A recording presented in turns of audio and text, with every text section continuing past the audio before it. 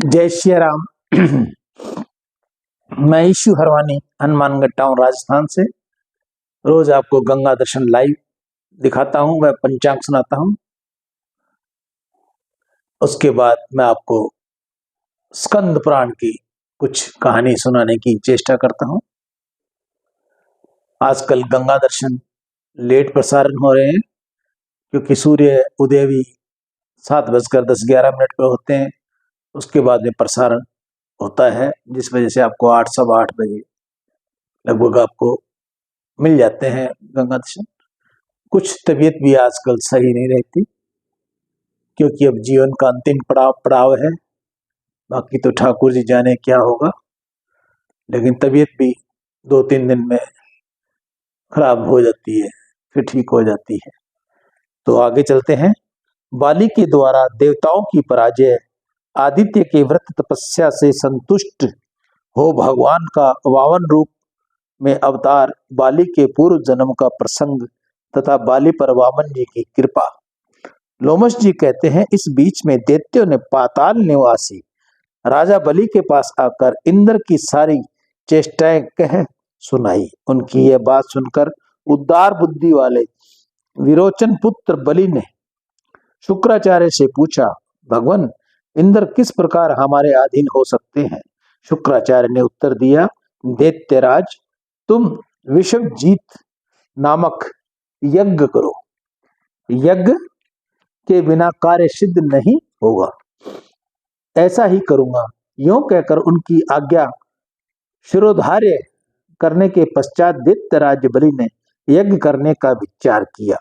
बाली का हृदय बड़ा उदार था।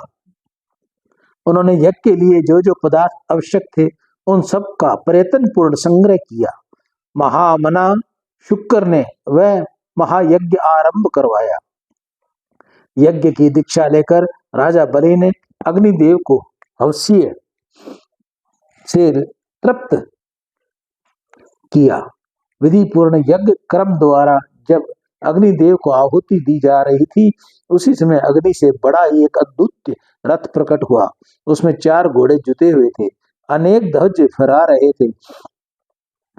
वह महान कांतिमान रथ भांति भांति के शस्त्रों से संयुक्त और अनेकों अनेक शस्त्रों से अलंकृत था। रथ प्रकट होने के पश्चात शुक्राचार्य की आज्ञा लेकर बाली अभ्रत स्नान किया। फिर उस रथ की पूजा करके राजा बलि उस पर आरूढ़ हुए और दैत्यों की सेना के साथ लेकर इंद्र से युद्ध करने के लिए तत्काल ही स्वर्गलोक में जा पहुंचे। देवपुरी को दैत्य द्वारा घिरी हुई देख के श्रेष्ठ देवता बहुत देर तक परस्पर विचार करके बृहस्पति जी से बोले, महाभाग,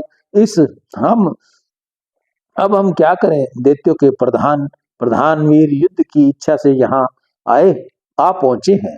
उनकी बात सुनकर बृहस्पति ने कहा, देवताओं, ये दैत्य लोग अभी अभी यज्ञ समाप्त करके शुक्राचार्य की आज्ञा लेकर यहाँ आए हैं। ये सभी इस समय तपस्या और पराक्रम के द्वारा अजय हैं। गुरु का यह वचन सुनकर संपूर्ण देवता लज्जित हो गए। इंद्र भी बुद्धि काम नहीं दे रही थी।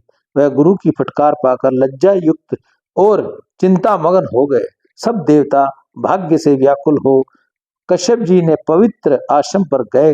वहां उन सबने माता आदित्य से दैत्यों की सारी चेष्टाएं कह सुनाई। वह अप्रिय समाचार सुनकर पुत्र वत्सला आदित्य ने कश्यप जी से कहा, महर्षि, देवताओं पर बड़ी भारी विपत्ति आई है। मेरी बात सुने और सुनकर उनके लिए कोई उपाय करें। प्रजापति, देवता अमरावती छोड़कर आपके आश्रम में आए हैं, आप उनकी रक्षा करें। आदित्य की बात सुनकर कश्यप ने कहा, भामिनी, इस समय असुरों का क्षय बड़ी भारी तपस्या के द्वारा ही हो सकता है।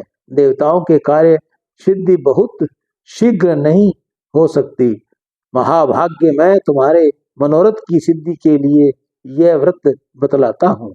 शुभे, इसे प्रयत्न पूर्ण शास्त्रोक्त विधि के अनुसार करो। देवी भाद्रपद मास में 10वीं तिथि को मनुष्य संयम नियम के साथ पवित्रता पूर्वक रहकर भगवान विष्णु की प्रसन्नता के लिए एक भुक्त व्रत करे, एक ही बार भोजन करे। सुंदरी भागवतों को चाहिए कि वे संपूर्ण मनोवांछित वारों के ईश्वर साक्षात हरि की प्रार्थना करें। प्रार्थना का मंत्र इस प्रकार है।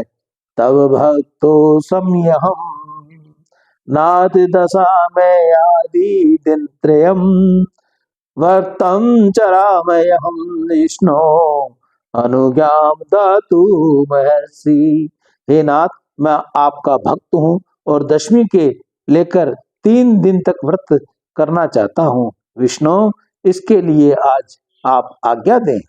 इसी मंत्र से जगदीश श्री हरि की प्रार्थना करनी चाहिए। एक ही बार भोजन करें, एक ही बार भोजन भी केले के पत्ते में ग्रहण करना चाहिए। उस भोजन में नमक वर्जित है। व्रती पुरुष एकादशी तिथि को यत्न पूर्ण उपवास करे और रात्रि काल में विशेष चेष्टा करके जागता रहे। फिर द्वादशी तिथि में विधि पूर्ण भली भांति उत्तम ब्राह्मणों को भोजन करवाकर कुटुंबी जनों के साथ पारायण करे। इस प्रकार 12 महीनों तक प्रतिमाह आलस्य छोड़कर इस व्रत का अनुष्ठान करे। वर्ष के अंत में पुनः भाद्रपद मास आने पर एकादशी को अपनी शक्ति के अनुसार सोने या चांदी विष्णु प्रतिमा बनाकर उसे कलश पर स्थापित करे। उसी में यत्न पूर्ण भगवान विष्णु की पूजा करके व्रती पुरुष सब दोषों की शांति के लिए श्रवण नक्षत्र युक्त पाप नाशनी द्वादशी तिथि को उपवास करे। महाभागे, इस प्रकार तुम इस कल्याणमय व्रत का अनुष्ठान करो। पतिव्रता आदित्य ने देवताओं की कार्य सिद्धि के लिए पूर्ण एकाग्रत के साथ कश्यप जी बताए हुए उस व्रत का पालन किया। 1 वर्ष तक इस प्रकार व्रत करने से भगवान हरि संतुष्ट हुए।